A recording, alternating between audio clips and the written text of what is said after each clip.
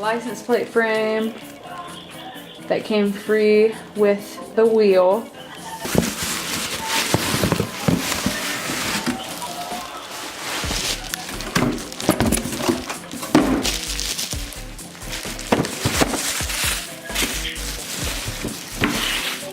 Nice. So here it is. Oh, I love it.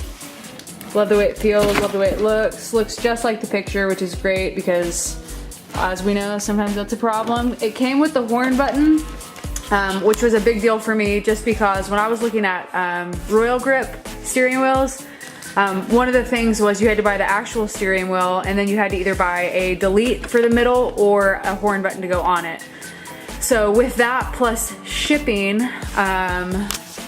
it was like $260, I want to say, or $230, something like that.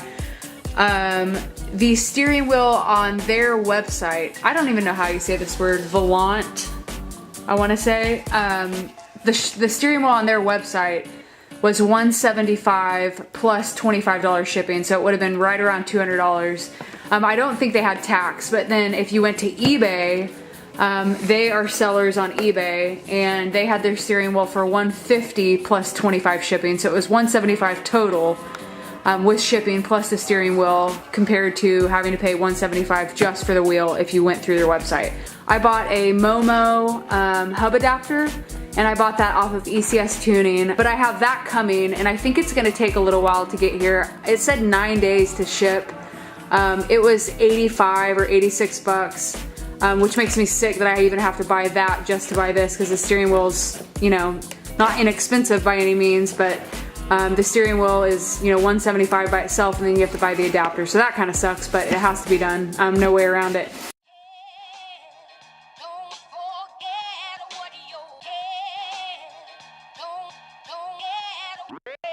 The best piece of advice I have for someone trying to succeed in the film industry or any creative space is, if you're doing what everyone else is doing, you're doing it wrong.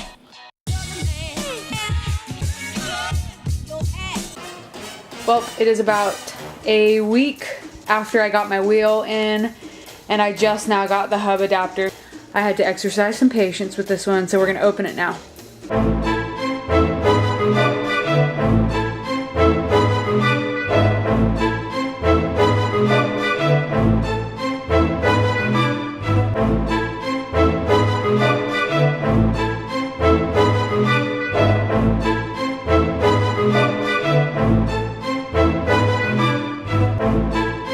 The hardware I need with an Allen wrench in it, instructions, and of course the hub adapter itself.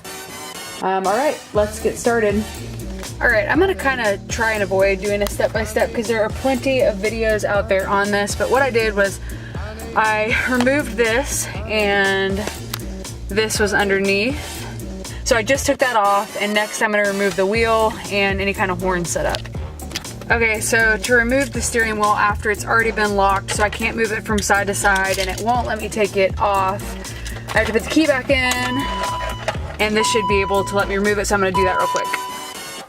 Alright, so simple as that. It came off, there it is, and I have a perfectly plain pallet for my hub adapter, so I'm going to do that real fast. Okay, so I am officially finished with installing the wheel. I ran out of sunlight last night, so I didn't really get it all on film, but I'll tell you what I did. I'm trying to even remember where I stopped or left off.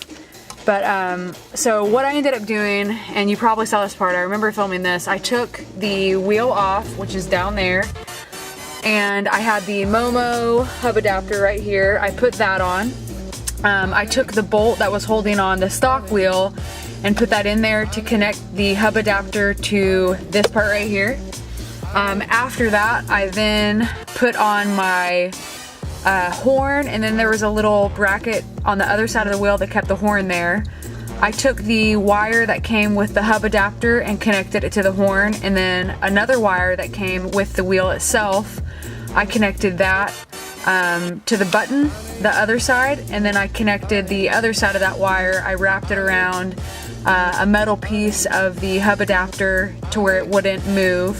I wrapped it around twice, so then I set that up. After that, I then put the wheel on, And one thing I didn't mention is it's super important to lock your wheel in the up position or the forward position. So just like you'd be moving in a straight line, that's where you want to lock the wheel. So I have the key in right now and that lets me move it. When I take the key out, that's when it locks. So that's how I had it, so I knew that whenever I face the steering wheel up, that's what direction it'd be in, if that makes sense at all. So after I connected the horn, I put the wheel on, and then you put this little plate over the horn button, and the steering wheel came with bolts. It was almost bolted like that down on a piece of cardboard. The hub adapter also came with bolts, but they were like that long. They were not long enough to do anything, and everything I read online said just toss those, they're not long enough. So I used the ones that came with the steering wheel, so those were kind of all for none. I connected everything, I put these bolts back in, I did them in a star pattern, and then tightened them again in a star pattern. So now when I turn on my car, my horn works. So that's it. This is the wheel, and I will show you some shots of it right now.